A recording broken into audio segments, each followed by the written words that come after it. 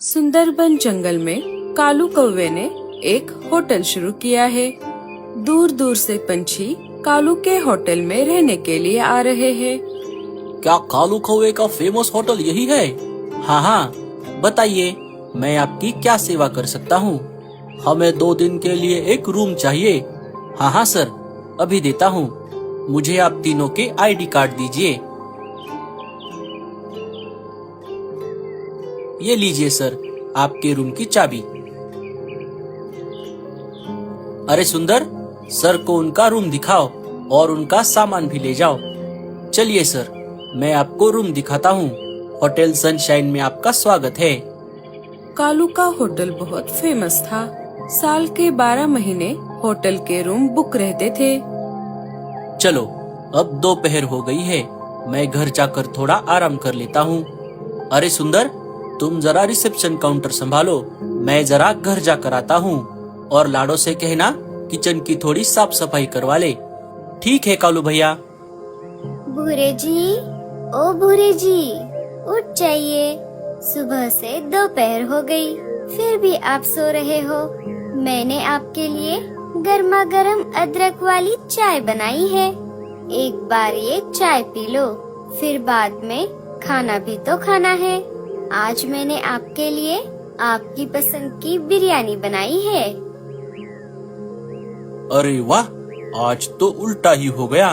मैं जरा बाहर जाकर देख कर आता हूँ, कहीं सूरज पूरब की जगह पश्चिम से तो नहीं उग गया। अरे नहीं नहीं भूरे जी, रोज की तरह आज भी सूरज पूरब से ही उगा है।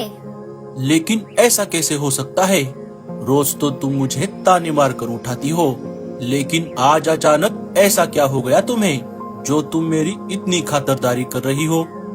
वो मैं हमेशा हमेशा के लिए मेरे मायके जा रही हूँ ना, इसीलिए। अच्छा, तो ऐसी बात है क्या? क्या कहा? तुम कहाँ जा रही हो? आपने बिल्कुल सही सुना, मैं हमेशा हमेशा के लिए मेरे मायके जा रही हूँ।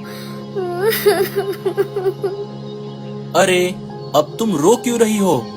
रो नहीं तो और क्या करूँ? शादी से पहले आपने कहा था कि आपका लकड़ियों का बहुत बड़ा व्यापार है। बस उसे देखकर मेरे मम्मी पापा ने हमारी शादी करवाई थी। लेकिन जब से हमारी शादी हुई है, आप घर पर ही रहते हो, इसीलिए अब मैं जा रही हूँ। रीमा घर से जाने ही वाली थी कि तभी उसकी माँ उसे मिलने के लिए वहाँ पर आ जाती है। अरे माँ, तुम यहाँ पर कैसे? कैसी है मेरी लाडली बेटी? माँ के ऐसा कहते ही रीमा फूट फूट कर रोने लगती है। अरे अरे, क्या हो गया? तुम रो क्यों रही हो? रीमा अपनी माँ को सारी बात बता देती है। दामाद जी, ये मैं क्या सुन रही हूँ? क्या रीमा सच बोल रही है? अगर ऐसा है तो मैं मेरी बेटी को लेकर यहाँ से जा रही हूँ। सासू माँ, मैं भी मेरा खुद का कुछ नया शुरू करना चाहता हूँ, लेकिन मेरे पास उतने पैसे नहीं है। अगर बात पैसों की है तो मैं आपकी मदद करती हूँ। और वैसे भी रीमा मेरी इकलौती बेटी है। बताइए, आपके दिमाग में क्या चल रहा है? अरे ये क्या बताएंगे? घर पर रह रह के इनके दिमाग को जंग लग गया है। रीमा, तुम जरा जबान संभाल कर बात करो। भूरे जी तुम्हारे पति है। अगर तुम ही उनकी इज्जत नहीं करोगी तो बाहर का कौन करेगा? तुम्हें जो कहना है वो साफ साफ बताओ। भूरे जी, मुझे माफ कर दीजिए। मैंने गुस्से में आकर जो मन में आया वो बोल दिया। कोई बात नहीं रीमा, बताओ तुम्हारे मन में क्या प्लान है? हम भी आपके भाई के जैसा एक होटल शुरू करते हैं। उससे हमारी सारी परेशानियाँ दूर हो जाएंगी। लेकिन उसके लिए तो बहुत पैसे लगेंगे। दामाद जी, आप पैसों की चिंता मत करो। आप बस होटल बनाने की तैयारी शुरू करो। 1-2 दिन बीत जाते हैं। भूरा कारीगरों की मदद से अपने भाई कालू के जैसा होटल बनवा लेता है। चलो, होटल तो बन गया, अब बस ग्राहक आना बाकी है।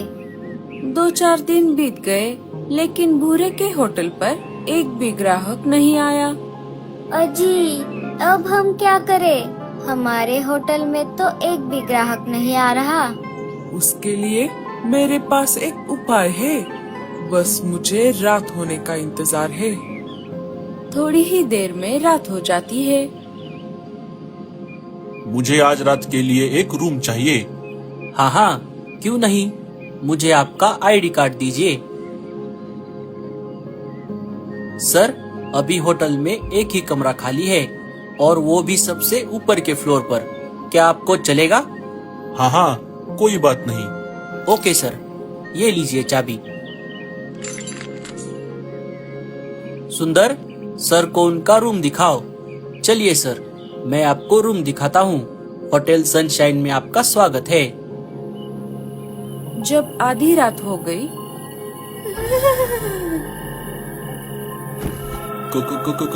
कौन है? ये मेरा कमरा है। निकल जा यहाँ से, वरना मैं तुझे कच्चा चबा जाऊंगी। भूत!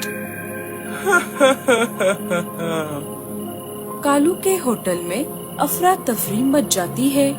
देखते ही देखते आधी रात में ही सारे पंछी कालू का होटल छोड़कर भूरे के होटल में रहने के लिए चले गए। सुबह हो जाती है। क्यों, कैसा लगा मेरा आइडिया? मम्मी, आपने तो कमाल कर दिया। आपका जवाब नहीं। अजी, ये क्या हो गया? ये अचानक हमारे होटल में भूत कहाँ से आ गया? पता नहीं गोरी, मुझे भी कुछ समझ नहीं आ रहा। कालू भैया, मुझे तो लगता है ये किसी की साजिश है। किसी ने ये जानबूझकर किया है। ये सब किसका किया धरा है, ये मैं अच्छी तरह से जानती हूँ। 1-2 दिन गुजर जाते हैं। फिर एक दिन रात के समय, अरे सरदार, आज हम कौन से घोंसले को लूटने वाले हैं? आज हम किसी घोंसले को नहीं, बल्कि एक होटल को लूटेंगे। अरे वाह, आज तो मजा ही आ जाएगा। चलो, इस होटल को लूटते हैं। अरे सरदार, इस होटल को लूटने से अच्छा है हम खाली हाथ हमारे घर चले जाएं। क्यों? क्या हुआ? तुम ऐसा क्यों बोल रहे हो? अरे बॉस, क्या आपको नहीं पता, इस होटल के सबसे ऊपर वाले कमरे में एक भूत रहता है। क्या? क्या कहा भूत? ये तुमने मुझे पहले क्यों नहीं बताया? चलो, चलो यहाँ से। अरे सरदार, अब हम यहाँ आ ही गए हैं तो वापस क्यों जाना?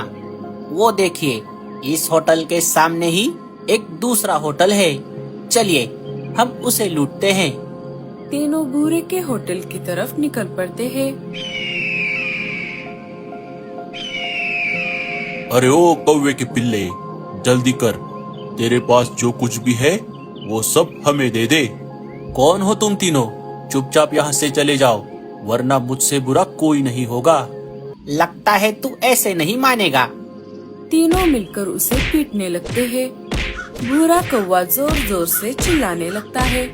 बचाओ, बचाओ, अरे कोई मुझे बचाओ। अरे, ये तो भूरे की आवाज है। कालू कौवा वहाँ पर आ जाता है। छोड़ दो मेरे भाई को, वरना तुम तीनों की खैर नहीं। कालू और भूरा मिलकर उन तीनों को खदेड़ देते हैं।